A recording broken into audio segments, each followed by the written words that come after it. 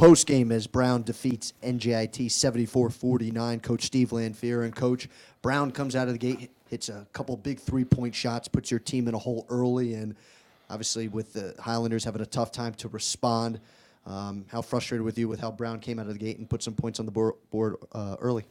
Yeah, obviously, going into it, we knew they were a very good shooting team. They transitioned extremely well, and I felt like they really spread the floor on us and kicked it out and got some open looks early, and we didn't defend really well.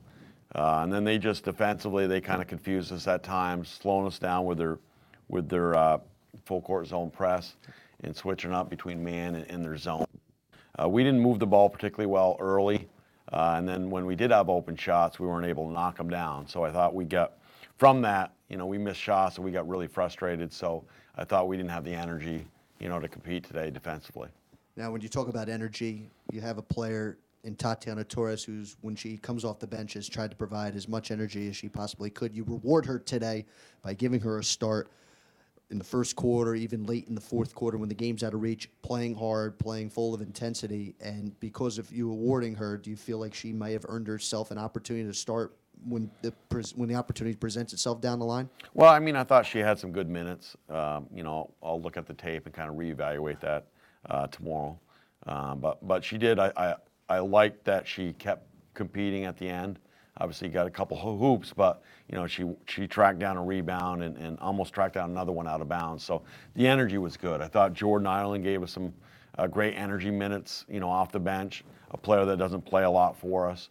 But I thought she had the right attitude and right energy, and we just need more of that for us to be successful. It seemed like Leah had a similar day in a sense of, putting the double-digit points. You'll like to see more rebounds out of her, and especially now when you're going into a brand-new conference, you're not familiar with. We've talked about post play and how much it's so important. Do you really continue to look at her and say, Leah, you got to help lead us once conference play begins this Saturday, to help us get some wins as we move along here in conference play? Yeah, and she's got to do a better job defensively. So, she's been in foul trouble for much of this year. I can count on one hand how many games she's been in where she hasn't had at least 2 fouls. So she's got to defend better without fouling, and then she's got to shoot a higher percentage. 3 for 10 when you're an inside player isn't good enough, and we need her to average closer to 20 points a game for us, to give us that inside presence that we need.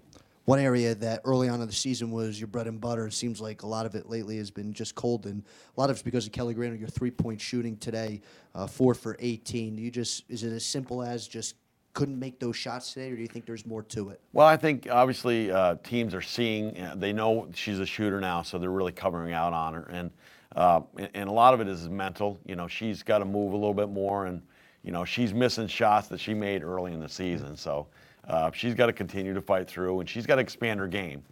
She's got to learn to kind of take it off the dribble a little bit more and use screens more to create a little bit more open space. Coach, you have a full week now in a sense to practice, get ready for Saturday against USC Upstate. I know with getting the opportunity now to step into conference play, welcoming in these Atlantic Sun teams. What are you looking to talk with your team this week? What are you looking to prepare that you're now going into conference play, that non-conference is pretty much all over for you guys? Yeah, it's the great thing about it is we do have conference play to go into this year. So, it doesn't matter what our non-conference record is. So we're going into it, everybody's 0-0. So we've got to kind of, flip a switch, and hopefully we can kind of rinse some of those failures that we've had, and hopefully it'll make us tougher and make us a little bit more disciplined as we enter, ASUN play on Saturday.